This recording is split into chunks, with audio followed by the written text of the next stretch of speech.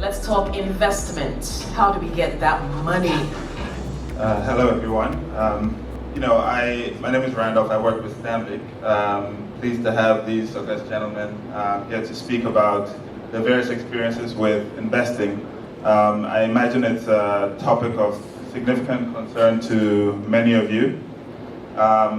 Just getting ready for this, the conference organizers shared some information. Apparently, on one end of the coin, you have a lot of entrepreneurs who are seeking capital for their businesses. On the other end of the spectrum, you have a lot of investors who are looking for companies that are set up effectively, but they can't find enough of them. So I want to kick off, that will be my first question, but before I start, I'd like to ask our respective panelists to take a minute or two to just give us an idea of what they do, and that'll hopefully lead us to some interesting conversations. So maybe I'll start on the far end, Sam, and then work. The African style, right? Okay. My name is Sam Amanor, CEO of BlueSpace Africa. We build infrastructure solutions and software platforms to allow the banks to basically deliver their key objectives. So if you're asking for a loan, there's a loan platform that the bank would normally leverage to deliver its service. A bank also requires data centers to run. We build those infrastructure for them as well. We also help with building human capacity. We have a 3-tier sort of strategy. We're based here in Ghana with office in Nigeria and a development team in India. We have a team of global partners, technology providers. Finastra is one of the key guys we work with. We also have a partnership with a company called Hitachi Data Systems. They're also known by Hitachi Vantara. It's a Japanese company. They've been around for 100 years. They make trains as well. And then, last but not the least, we work with the likes of SAP, which is a German company heavily focused on operational efficiency in your business operations. So bringing all their key technologies together and cooking a good meal for helping banks like Stanbic. Great. Hi, everyone. My name is Mike Mompi. I'm here as myself, an individual. I can tell you a little bit about what I've been doing and perhaps the relevance of my attendance here. Over the past kind of 5-6 years in the UK, we built a group of private investors, and then we turned that effectively into an impact investment bank. So focused on direct investing into early stage companies that have a positive impact. One of the deals that we did was a deal here in Ghana, actually kind of in baobab processing, working with smallholder farmers. Myself and about 12, 13 other investors invested into the company. We got Richard Branson holding a baobab, and the whole idea was to create a global demand for an underutilized natural product which could lift tons of people out of poverty. And if any of you kind of had seen baobab sales and this company, things are going kind of quite well. So that's one of the reasons kind of why I'm here. And in doing that over the kind of 5 years or so, we raised about $250 million into early stage, very high risk companies trying to create an impact, trying to lift people out of poverty. And one thing that struck me coming to Ghana and being Ghanaian was that actually there are a lot of parallels and similarities between the early stage investment ecosystem here and what was an emerging impact investment early stage ecosystem in the UK. So one of the things I'm very interested in is spending a lot of time, energy, effort, and the little capital I have to help take some of those learnings and catalyze some of that ecosystem here in the UK. Working with Nelson and Innohub, we can talk about that perhaps later, and a few other individuals on investing directly. My day job is working for a social investment fund, so we're a $200 million fund called the Global Innovation Fund, and I'm focused on investing in Sub-Saharan Africa. Hi everyone, I'm Nelson. I'm Nelson, CEO of Innohub. Innohub, what we basically do is helping early and growth stage companies to achieve their growth potential, become what they want to be, And as they do that, how do we connect them to various funding sources to be able to really catalyze the growth? So that's one of the key things we do.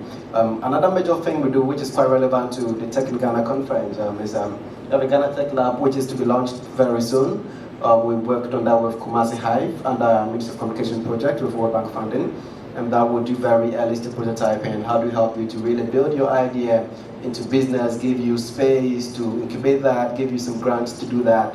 And as you do that, really help you to launch on the market. So that's something really we're doing as well.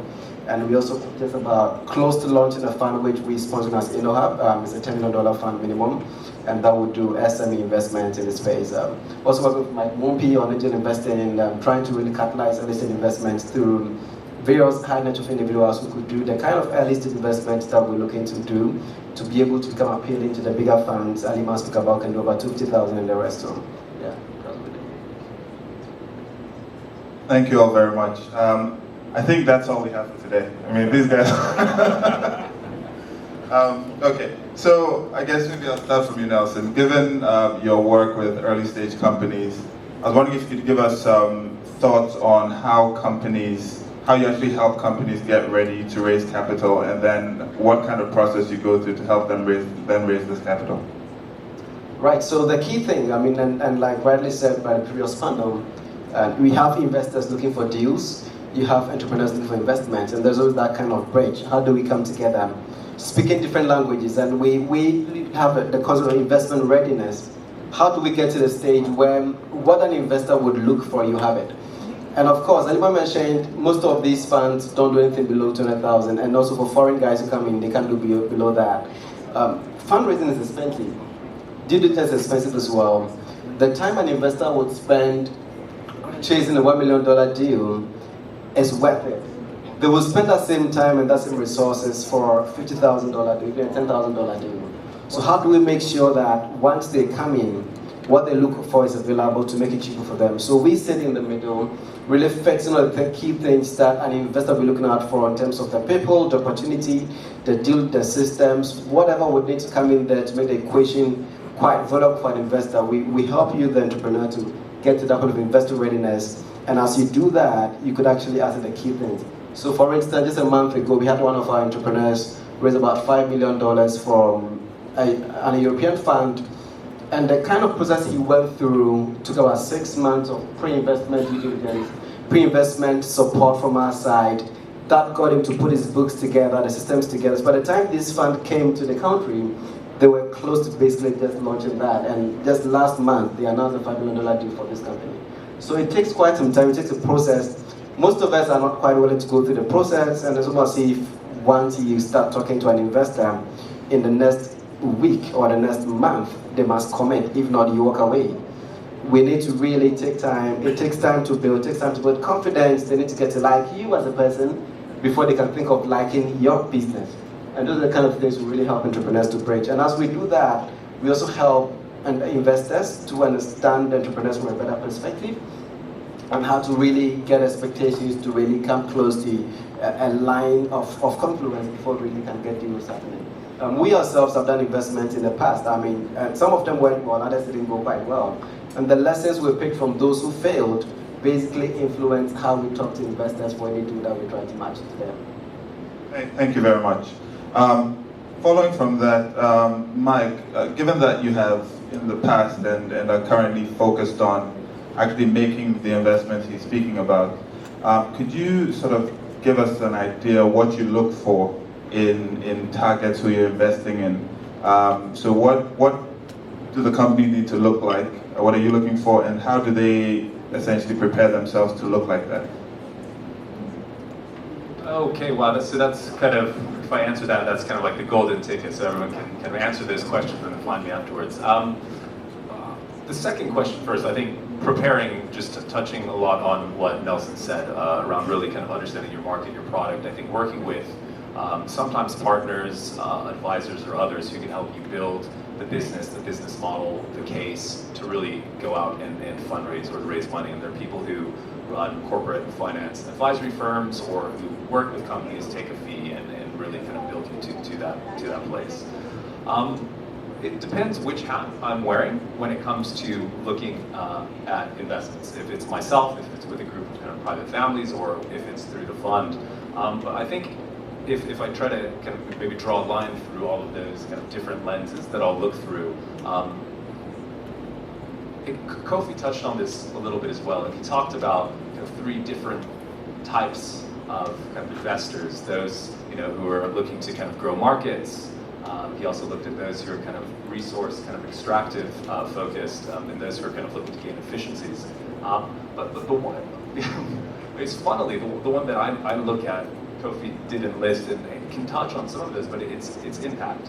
It's truly looking at making investments that align with my values, that are supporting individuals who are building businesses for their people, who are building businesses to solve problems. I think some people build businesses to try to make money, to try to extract value, and some people care about a problem and they see that the solution is so valuable and so helpful that they build that business.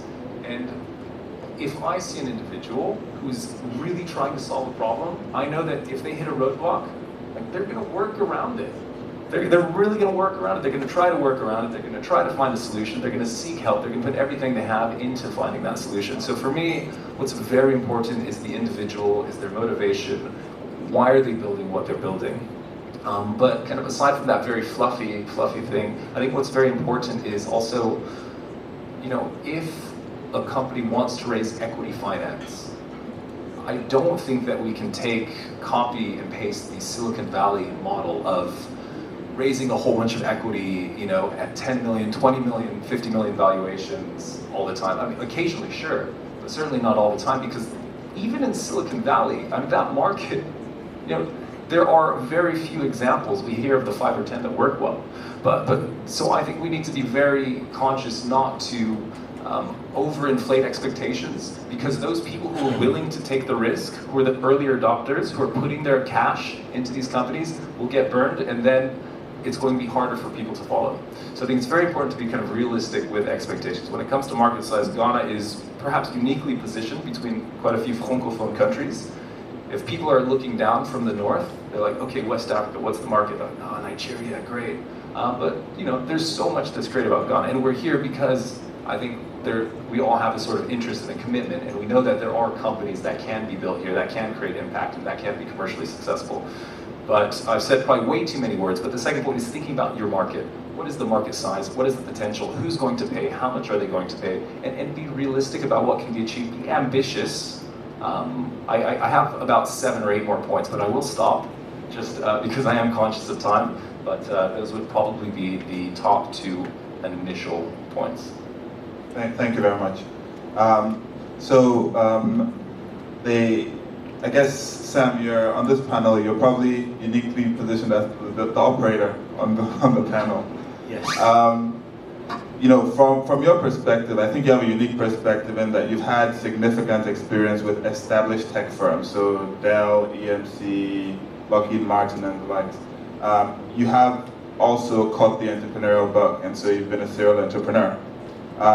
So first of all, can you give us some color on how you transition between the two, how as an operator you are able to build your business, and how you've engaged with potential financing partners, whether equity or debt, in the market so far? Well, thank you. And also thank to Tech in Ghana in creating a platform to really bring things to us, to really understand, because I think sometimes when we watch all these videos, go to these conferences, it sounds really nice, right? The ideas, the solutions that they talked about, it sounds really exciting, but we're dealing with rudimental issues as entrepreneurs, right?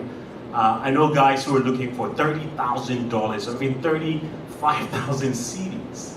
People were selling to gray markets. They wanted to penetrate the data center space, the enterprise. It's a very, very coveted business. The likes of IBM, the likes of Oracle, all these large multinational companies are there, right? How do you bring a flagship like Dell into a market where there is really nothing, no infrastructure, no channel, no distribution network, right? It requires huge contextual knowledge of what's happening on the ground. I heard the farm aligned guys and the agro-tech team talk about context, about not telling people the right amount of cows they have, right? It's so hard to justify the data. We see the banking sector in Ghana going through their own challenges because the data they provide investors don't match with what's really happening on the ground. So my point is, it's not as easy as everybody would make us feel it is. There is no structural framework in place to really bring the startups together and say, you know what, let's collaborate. We're actually about to launch the Ghana Innovation Hub. We did it in collaboration. We know some part of the market, and MDF also knows another part of the market, and we collaborated.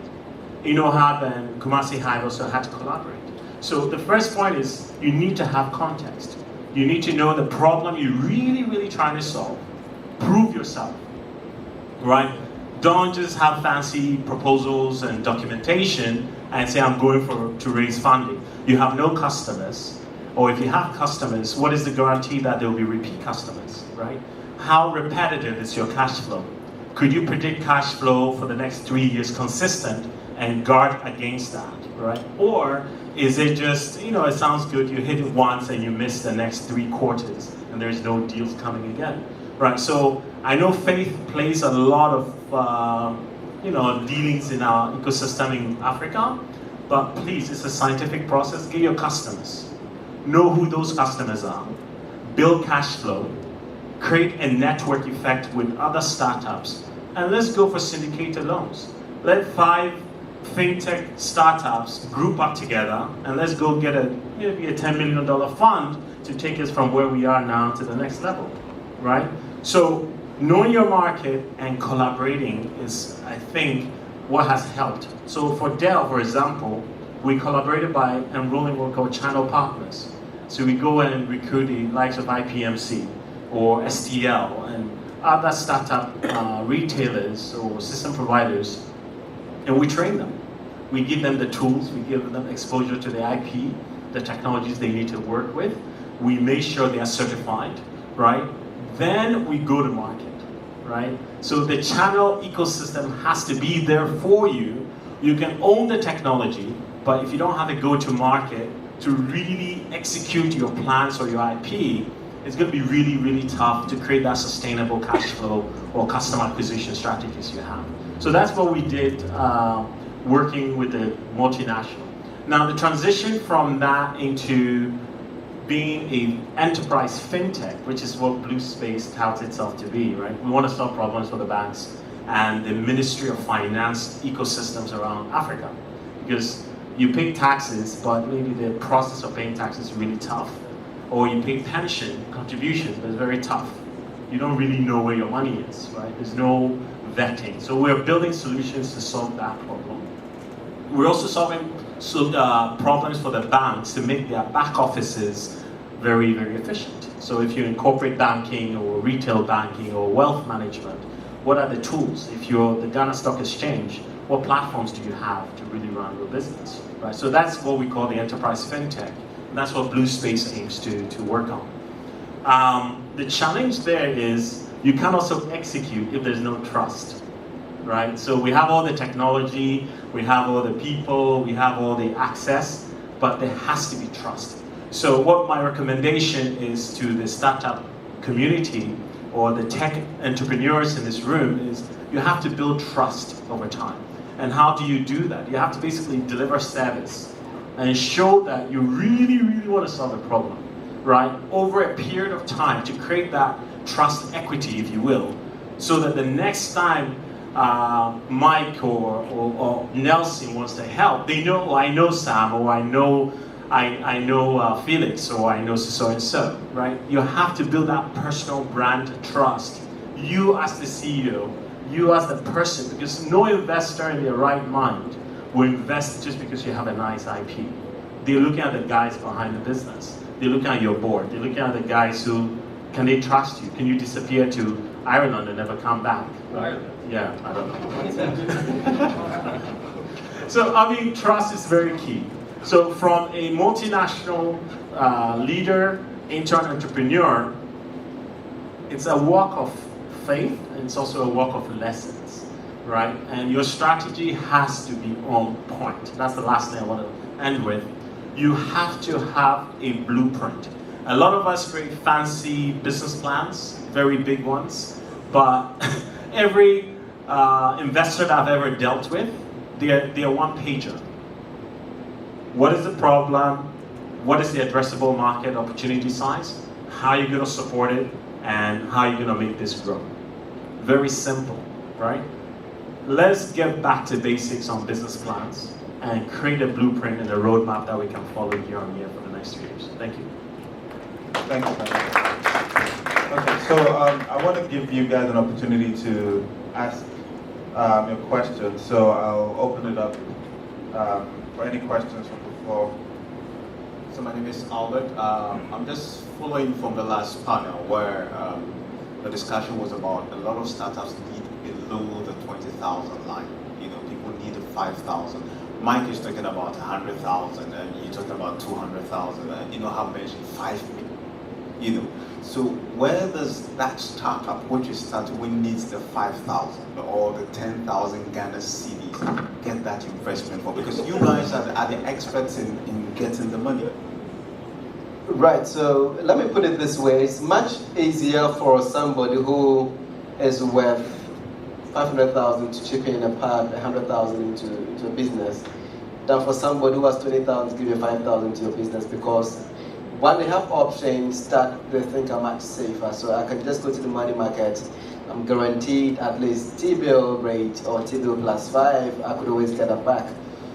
Putting that into a business that is in a very early stage, not proven yet, and we've found that who is not realistic with what is on the market, telling me terms that I think he could get that easily from Silicon Valley, it's a put-off sometimes. So there are so many posturings that sometimes really make it difficult to get the little money available in the very early stage.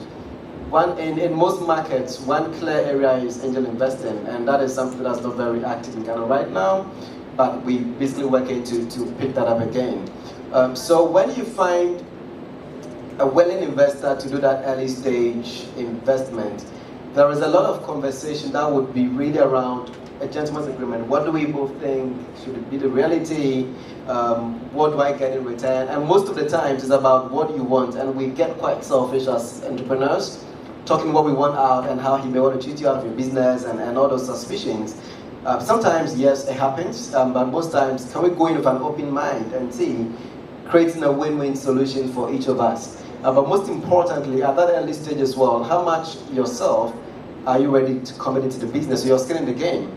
What are you bringing to the table?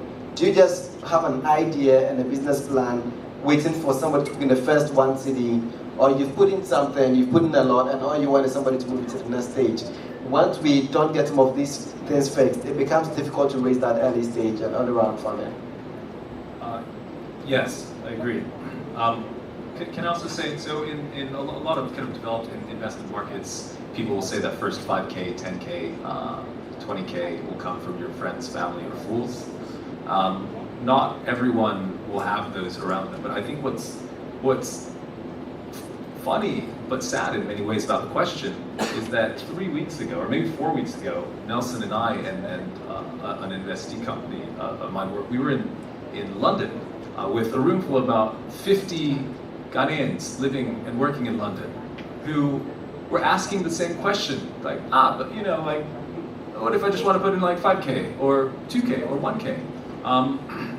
And the whole kind of 90-minute, 2-hour session was focused on diasporans who want to invest in and support local entrepreneurs, because the reality is that there is this huge disparity of free capital, right? It's a lot harder to make the kind of larger amounts of capital here, and there are generally a lot more demands on that capital if you're making it here. So there are initiatives, there are groups, there are emerging angel networks where, you know, if someone says, hey, do you want to write a $100,000 check? Well, writing a $1,000 check to something you really believe in might be a little bit easier. So I think it's starting to kind of engage with those networks. It's starting to enable individuals to start dipping their toes You know, they say, I don't know who says this, but you don't check the depth of a river with 2 feet, right? So $1,000, you know, across 5 people who trust each other, could actually be very realistic and could really be a good place to start for a lot of these emerging angel networks. There's a lot of money in Ghana sitting with the banks.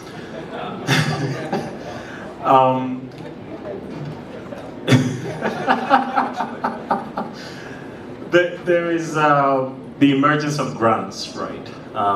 With the Ghana Innovation Hub and Innohub's Ghana Tech Lab. There's going to be opportunity for grants to be given to certain startups that qualify, right? I think it doesn't negate the emergence of these angel investors. Again, they will take you through their own processes, right? Nobody, if you're not related by blood, it's really tough, sorry. And even those that you're related to, they have to have a vision that you pay them back, you know, a crystal ball. You know that one guy in the family who, this guy would never pay you back when you loan him money. He's done it over and over and over again. So even if he comes up with a brilliant idea, you know, his family members doesn't trust him, right? So it's really tough in angel investing. But there's a very creative way we've seen that a lot of startup community have skills that they can use as consulting time to earn some dollars. Just because you're an entrepreneur doesn't mean you stop working, right? A lot of these, quote unquote, I have a business card, I'm a CEO, blah, blah, blah, and then they quit work. And so I'm writing code, I have my business, blah, blah, blah. Within your team, you have enough intellectual capacity to consult with those skills at a bank or at BlueSpace or somewhere else, and will pay you for the hours you've worked and use part of that service dollars to fund your side gig or your new business that you're about to build, right? So and you can scale that, right? You can decide to do, if your team is very strong in analytics and you're using that technology to scale your business, why don't you wrap that up and go and consult for a bank and say, hey, I can help you build your analytics team and solve a problem for you, but it's gonna cost you $40,000. And make money and use that money because you're using IP, right? Intellectual capacity to create new wealth. So there are multiple scenarios you could look at.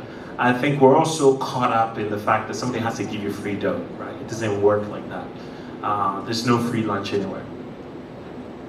Thank you. So just on behalf of banks, I will say, to be honest, as an entrepreneur, banks are not your friends, right? Most banks are lending money that does not belong to them, right? So they're lending money that's deposited money. The ability to take risk with that money is very low. So the epitome of a good bank is that they're able to either minimize or eliminate the risk they take. And what risk they can't eliminate, they charge interest for. So if you're an entrepreneur with no customers, no proven business model, no certainty of repayment, you probably shouldn't waste your time going to a bank because you'll be disappointed. If, however, you've established a pipeline where you have 1 or 2 or 3 customers with, you know, medium to long-term contracts, and you're raising money to scale up or expand, then by all means go to a bank. So I think the answer for you is you want to see Nelson, and then you want to see Mike, and hopefully they'll be able to connect you with, you know, the angel investors and that broad network of potential diasporans who have funds available to put into the market. And don't undermine the ability to generate capital yourself. If you're able to work and generate some money on the side to seed your project, that's always an optimal way to go. And that way you don't give up equity in your business. Next question. Okay, good afternoon. So I just want to get something clear because I have all the three of you together. So what is the difference between good money and bad money? Not debt, I mean equity, when you're getting investment from somebody. Sometimes we get so deluded about, okay, I'm going to raise money and this guy want to give money. So, you know, they do their due diligence on you, but most often, you, the entrepreneur, you find it difficult to do a due diligence on the guy bringing you money. Then you waste a lot of time, get to the midway, and you realize, So how quickly can I identify that, look, this is bad money, don't go for it. No matter how nice it looks, this is good money, I can go for it. That can help some of us. Don't waste time, you know what I mean? So please, be honest with me. My one-word answer would be values. So look at the values of the investors and see if your values are aligned. Generally, I've seen deals fall apart pre-money, post-money, and that's generally due to a misalignment of values between management, board, and investors. Deals that have maybe not gone so well but end up turning around and doing well, it's because everyone's on the same page, people have the same values. But more often than not, having values, when I look at deals myself with a group of individuals, with a particular family, or through the fund, we always look at values. So that's one way to determine. Okay, so not to answer the question direct, but just to add on to that, I see one thing that we need to also watch out for. There are entrepreneurs who today see them sign a $100,000 deal or $100,000 deal, and in 3 months they are chasing a competition where they'll get about $5,000 in winning prize, and I'm like, hello, what is happening? Let's not chase any money that we think we can chase. And again, some of us are caught up in award-winning cycles in this country, in this ecosystem. And somebody told me, I'm an award-winning entrepreneur. I said, please, cut that crap. Money, award doesn't bring money. You know, so there's many things that we're chasing that doesn't bring any value to us as entrepreneurs. And again, not every money is really worth your time. Again, like you said, the values must be aligned. If not, in about a few years, you realize that you have the wrong person on your team or on your ship and you can't get him out of the place. So get the values right. But please, we don't have to chase everything that we think we can chase.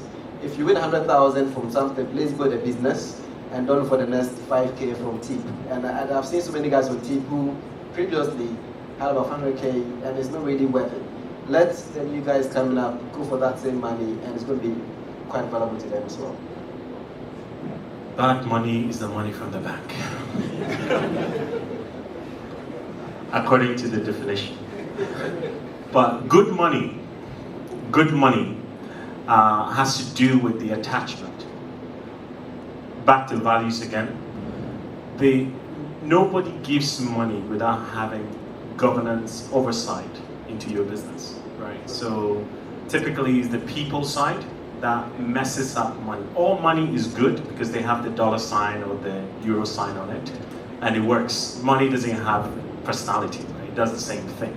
But it's the person behind that money that makes the money bad, right? So if the person's value, again, is controlling or greedy, your company might suffer, right?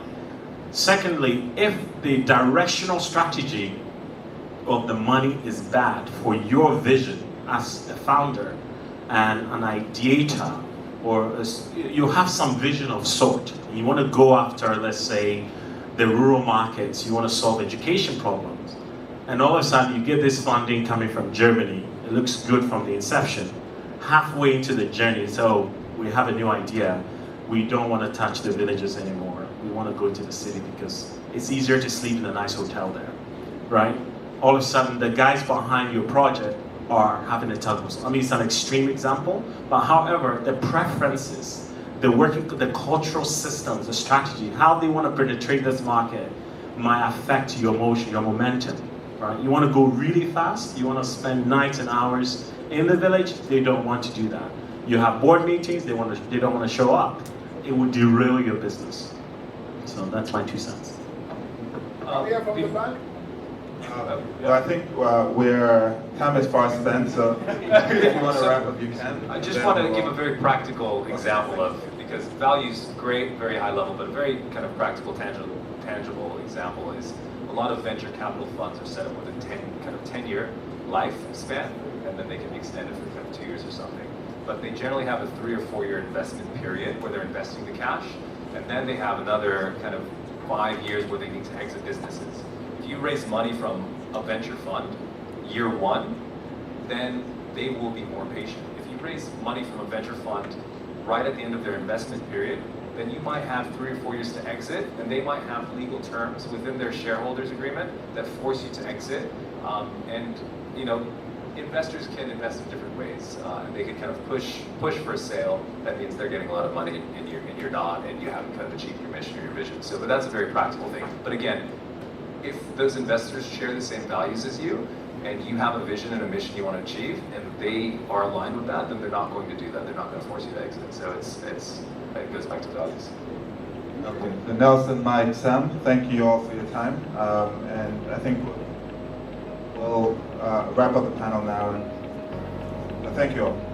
Thank you, Randolph. Thank you all of our panelists.